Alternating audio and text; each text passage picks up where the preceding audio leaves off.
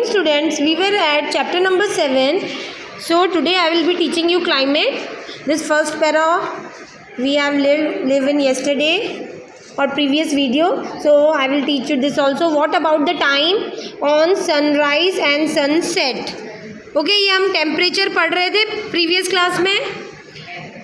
You know that in winter it become dark early and you do not get much time to play. Are the days shorter in winter than in summer?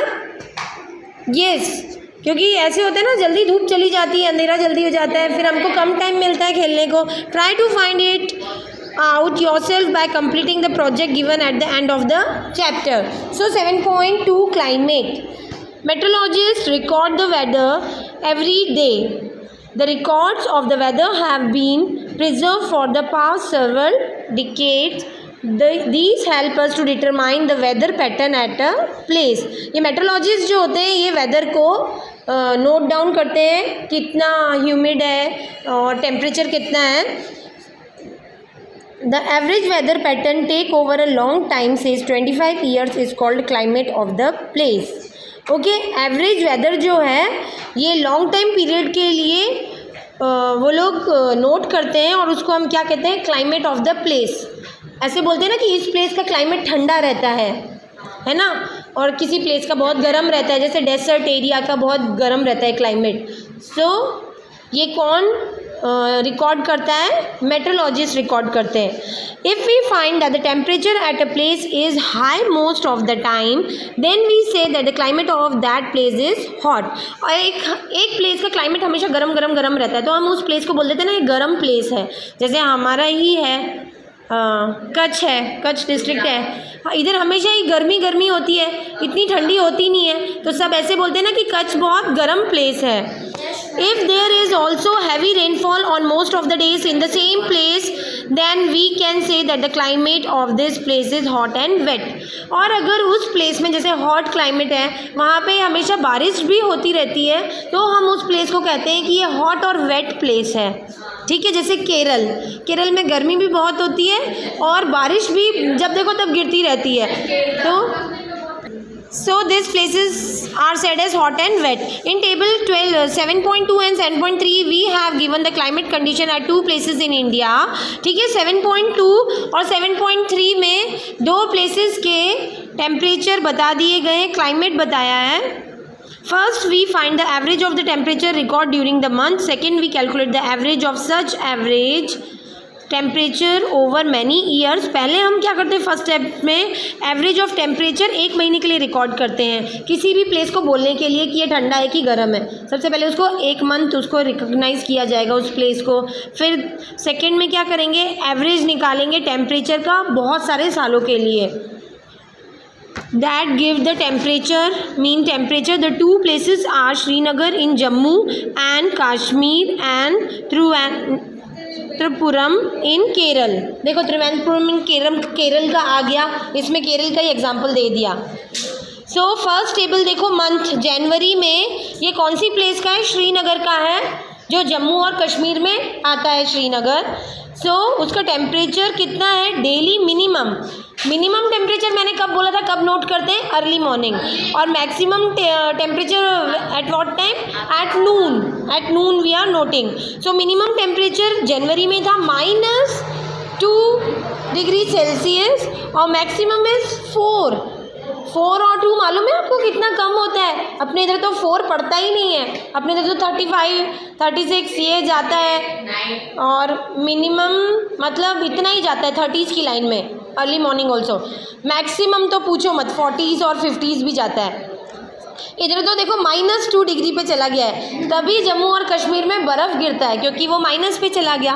सो ये colder reason में इनको consider किया जाता है. समझ में आ रहा है? सो मीन टोटल रेनफॉल, अब उसके थ्रू ये रेनफॉल का निकाल रहे हैं, कितना रेनफॉल गिरता है. 7.3 देखो, त्रिवेंद्रपुरम इन केरल. अभी त्रिवेंद्रपुरम में देखो टेम्परेचर जो है हाई है, डेली में मिनिमम है जनवरी में 22.2 degree Celsius and maximum is 31.5 degree Celsius. Rainfall जो है 23 है. इस तरह अलग अलग मंथ्स के उन्होंने रिकॉर्ड किया और हमें बताया. Come to page number 72. By looking at table 7.2 and 7.3, we can easily see the difference in the climate of Jammu and Kashmir and Kerala. हमको दिख रहा है differences, कितना huge difference है. We can see that Kerala is very hot and wet in comparison to Jammu and Kashmir, which has moderate hot and wet climate for a part of the year. Kerala जो है हमको temperature के हिसाब से हम दोनों table को जब कंपेयर कर रहे हैं तो केरल हॉट दिख रहा है और जम्मू एंड कश्मीर हमको कूल प्लेस दिख रहा है. Similar data for the western region of India, for example Rajasthan will show that the temperature is high during most part of the year during winter, but during winter which lasts over only for a few months the temperature is quite low. ठीक है, winter में जो है केरल का राजस्थान पे आ गए अब हम, तो राजस्थान का टेम्परेचर जो है लो हो जाता है, वैसे पूरा ईयर जो है बहुत हॉट रहता है. This region receives very little rainfall and ये एज अ डेजर्ट एरिया है तो यहाँ पे रेनफॉल कम होती है. This is the typical desert climate. It is hot and dry. और ये जैसा क्लाइमेट होता है इसको हम क्या कहते हैं, डेजर्ट क्लाइमेट कहते हैं. और this is hot and dry. Wet नहीं है, वेट मतलब गीला है ना. अभी हमने केरल का ऐसे ही पढ़ा था कि wet, hot and wet climate है केरल, इधर हॉट एंड ड्राई है. The northern eastern India receives rain for a major part of the year. Western region Rajasthan पड़ता है तो वहाँ पे क्या होता है, रेनफॉल कम होता है. और नॉर्थन रीजन जो है वहाँ पे क्या होता है, रेनफॉल ज़्यादा पड़ता है. Therefore we can say that climate of the north east is wet. ठीक है, climate and adaptation. Climate has a profound effect on all living organism. ठीक है, क्लाइमेट की वजह से लिविंग ऑर्गेनिज्म पे अलग अलग उन पे असर होता है. जैसे animal are adapted to survive in the condition in which they live. ठीक है, एनिमल्स जो है अपने आप को उस क्लाइमेट के हिसाब से ढाल लेते हैं कि जो जैसे याक है वो अपन को यहाँ दिखता है, याक नहीं, वो कहाँ दिखता है, कोल्डर रीजन्स में दिखता है ना. जम्मू कश्मीर में याक होता है तो वो हमको वहाँ दिखता है. तो एनिमल्स भी उस हिसाब से अपने आप को वहाँ पे ढाल लेते हैं. Animal living in very cold and hot climate must possess special features to protect themselves against the extreme cold और एक्सट्रीम हीट.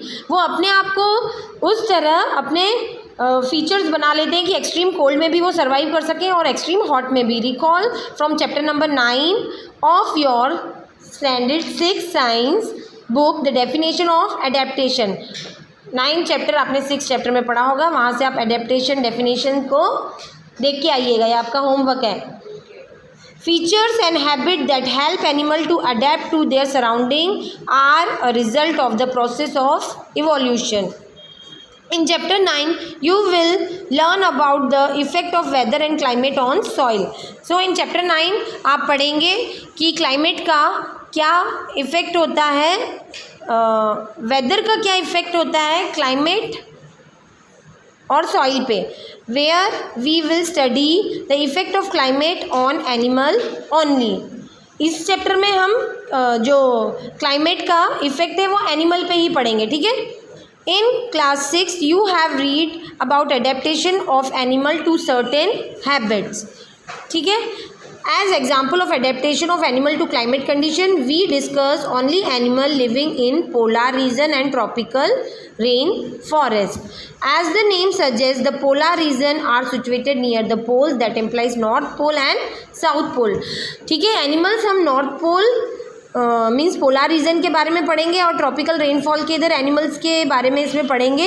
तो जो पोल्स आता है, पोलर रीजन आता है, तो कौन से रीजन आएंगे उसमें, नियर द पोल्स. और वो कौन से पोल्स हैं, north pole and south pole. Some well known countries that belongs to the polar region are, और ये कंट्रीज कौन सी आती हैं पोलर रीजन में, Canada, Greenland, Iceland, Norway, Sweden, Finland, Alaska in USA and Siberian region of Russia. Example of some countries where the tropical forests are found are India. पहले हमको polar region के example दे दिए अभी countries जो tropical rainfall में आती हैं उनके नाम दे दिए, ठीक है। एक्टिविटी 7.2 देखो, take an outline map of the world, mark the polar region in blue, similarly mark the tropical region in red, ठीक है। हमको मैप लेना है, वर्ल्ड मैप, उसमें क्या करना है, पोलर रीजन को ब्लू से मार्क करना है और ट्रॉपिक रीजन को रेड से। So first is polar region. The polar region present an extreme climate. These region are covered with snow and is very cold for most part of the year, ठीक है। Polar region का जो extreme climate means बहुत ठंडा climate होता है और ये किससे ढके हुए होते हैं, स्नो से। स्नो मतलब बर्फ़, ठीक है। और बहुत ठंडा क्लाइमेट होता है पूरा साल। For 6 months the sun does not set at the poles while for the other 6 months the sun does not rise. Oh, sun जो है 6 महीने के लिए सेट नहीं होता है, इसमें बोला है, और 6 महीने के लिए आता ही नहीं है, ठीक है। 6 महीने में मीन्स, ठीक है। In winter the temperature can be as low as -37 degree Celsius. Animal living there have adapted to their survival conditions, ठीक है। एनिमल जो इस रीजन में है उनने अपने आप को ढाल लिया है कि हम इस क्लाइमेट को कैसे बेयर करना है। बीइंग ह्यूमंस हम उस क्लाइमेट को नहीं बेयर कर सकते, हम वहाँ पे सर्वाइव करना बहुत मुश्किल हो जाता है। Let us see how they are adapted by considering the example of polar bear and penguins, ठीक है। पेंगुइन्स और पोलर बियर उस रीजन में रहते हैं। सो कैसे उनने अपने आप को उस रीजन के अकॉर्डिंगली ढाल लिया है। Polar bear have white fur so that they are not easy visible in the snowy white background. Polar bear आपने देखा वाइट कलर का होता है, उसके फर होते हैं वाइट कलर के, इसीलिए वो हमको इस स्नो वाले रीजन में दिखाई नहीं देते क्योंकि स्नो भी वाइट है। It protects them from their predators, मतलब ये उनको उनके शिकारी से भी बचाता है जो उनको आके हार्म करते हैं। कार्निवोरस एनिमल होते हैं ना, जो दूसरे एनिमल पे डिपेंड होते हैं, तो उनको ये बर्फ़ की तरह दिखते हैं इसलिए वो ऐसे छुप जाते हैं कि जैसे वो बर्फ़ ही लगे। It also help them in catching there pray, और यही रीज़न से वो बर्फ़ बन जाए तो उनको जो वो जिस पे डिपेंड होते हैं उनको आसानी से पकड़ लेते हैं, वो सोचते हैं बर्फ़ है। To protect them from extreme cold, they have too thick layer of furs. और extreme cold से बचने के लिए, ठंड से बचने के लिए उनके पास ये फर के 2 layers होते हैं, ठीक है। उनकी बॉडी में ही होते हैं क्योंकि वो खुद से तो स्वेटर बुन के पहन नहीं सकते, सो गॉडी उनको देगा ये सब। They also have a layer of fat under their skin, और इस स्किन के अंदर एक फैट लेयर भी होता है। In fact they are so well insulated that they have to move slowly and rest often to avoid getting overheated, ठीक है। इसलिए ये जो है धीरे धीरे चलते हैं क्योंकि अगर ये फास्ट दौड़ेंगे तो पहले इनके ऊपर जो है 2 लेयर ऑफ फर है, फिर फैट है, तो बहुत ज़्यादा गर्मी इनके अंदर फॉर्म हो जाएगा। इसलिए आपने कभी भी देखा होगा ये दो जो एनिमल्स हैं, पोलर बियर और ये पेंगुइन्स, ये धीरे धीरे मूव करते हैं, ठीक है। Physically activities on warm days necessitate cooling, so the polar bear goes for swimming। अभी जैसे आपने बोला गर्मियों के दिन में क्या करते हैं, तो इनकी जो फिजिकल एक्टिविटी है इनको बहुत गर्मी पहुंचाती है, तो इसलिए ये लोग पानी में चले जाते हैं स्विम करने के लिए कि इनको ठंडक महसूस हो। It is a good swimmer, और ये जो पोलर बियर होता है ये गुड स्विमर होता है। It paws are wide and large, इनके जो पॉज होते हैं वो वाइड होते हैं और लार्ज होते हैं, which help it not only to swim well but also walk with ease in the snow, जो इनको स्विमिंग करने में हेल्प करते हैं और बर्फ़ में चलने के लिए भी उनको हेल्प करते हैं। While swimming underwater, it can close its nostrils and can remain underwater for a long duration। वाह, जो पोलर बियर है वो अंडर वाटर भी बहुत टाइम के लिए रह सकता है। It has a strong sense of smell so that it can understand the adaptation of polar bear, it has a strong sense of smell so that it can catch its prey for food। उसकी strong smelling power रहती है, जैसे वो उसका खाना जो है वो अच्छे से कैच कर सके। पोलर बियर मोस्टली आपने देखा होगा फिशेस खाते हैं, तो उनकी स्मेल से वो लोग कार्टून्स में नहीं दिखाते हैं, बर्फ़ को यूँ तोड़ के यूँ निकालता है फिश और खा जाता है पोलर बियर। देखा है आपने डिज्नी वाला कार्टून, उसमें पोलर बियर जब बर्फ़ के ऊपर चलता है तो ऐसे ही करता है, बर्फ़ को यूँ तोड़ता है और अंदर से निकाल लेता है और खा लेता है। We can understand the adaptation of polar bear with the help of flow chart shown in figure 7.3. So 7.3 figure से हम देखेंगे 7.3 फिगर देखो adaptation of polar bear. The white सबसे ऊपर वाला जो एरो है the white fur is not easily visible in the snowy white background. ठीक है, white fur जो है हमको नहीं दिखता है snowy background में. और इसके राइट हैंड साइड में है it has a very strong sense of smell. ये जो प्रॉपर्टीज अभी हमने पढ़ी यही लिखी गई हैं. It help the bear to locate and catch its prey. It has long curved and sharp paws. It help in to walk on ice. अभी हमने ये सब पढ़ा ना. सो ये ठीक है. अब आ जाओ. Another well known animal living in the polar reason is the penguin. अब हम पेंगुइन के बारे में पढ़ेंगे. 7.4 फिगर में आपको दिख सकता है 2 penguins are standing. So it is also white and merges well with a white background. ये भी वाइट होते हैं. It also have a thick skin and a lot of fat to protect it from cold. इनकी thick skin होती है और क्या होता है फैट्स होता है इनके अंदर बहुत जो इनको ठंड से बचाता है. You may have seen pictures of penguin hunted together. This they do not keep warm. Recall how warm you feel when you are in a hall full of people. आपने कभी पेंगुइन को देखा है या उनकी पिक्चर्स को? तो कितनी भीड़ में दिखती है ना, वो अकेली अकेली चलती नहीं दिखती है, बहुत सारा झुंड दिखता है. तो इससे हम पता कर सकते हैं कि जैसे हमको भी किसी हॉल में बहुत सारे ठंड में बहुत सारे लोगों के साथ पैक कर दिया तो हमको गर्मी फील होता है ना. तो इसलिए ये लोग अपने आप को गर्म रखने के लिए ऐसे झुंड में घूमती हैं कि इनको बहुत ठंडी नहीं लगे, क्योंकि ये तो बहुत ठंड वाले क्लाइमेट में. Like polar bear penguin are also good swimmers. ठीक है, पोलार बियर की तरह पेंगुइन भी स्विमर्स हैं. Their body are streamline and the feet have webs making them good swimmer. ठीक है, उनकी बॉडी का स्ट्रक्चर बता दिया है, स्ट्रीमलाइन है, और जो फीट हैं वो भी उनके ऐसे ब्रॉड्स होते हैं जो उनको स्विमिंग करने में काम आते हैं. आपको 7.5 फिगर में दिख जाएंगे उनके फीट्स. मैंने पहली बार इनके फीट्स देखे हैं यहाँ पे. वैसे कार्टून्स में तो वो पूरा वाइट वाइट ही रहता है. देखो इनके फीट्स कैसे. Other animals living in the polar region are many types of fishes, musk, oxen, reindeer, foxes. ठीक है, ये दूसरे एनिमल्स हैं, डिफरेंट एनिमल्स बता दिए हैं कि खाली पोलार बियर और पेंगुइन ही नहीं रहता है इधर पोलार रीजन में. फिशेस भी रहती हैं, फॉक्सेस रहते हैं, सील्स रहते हैं. ठीक है, वेल्स, बर्ड, ये सब भी सर्वाइव करते हैं. It is So these are the animals found in polar region. It is to be noted that while fish can remain under cold water for long, bird must remain warm to survive. They migrate to warmer region when winter sets in. ठीक है, ये जो सारी birds हैं और fishes हैं ये सब क्या करती हैं, दूसरी जगह चली जाती हैं. वो पानी के बहाव में दूसरी जगह चली जाती हैं और बर्ड्स जो हैं वो उड़ के चली जाती है. They come back after the winter is over. और ये जब वापस आती हैं जब विंटर ओवर हो जाता है. You know probably that India is one of the designation of many of these birds. ठीक है, बहुत डिफरेंट वेराइटी ऑफ बर्ड्स अपनी इंडिया में मिलती हैं.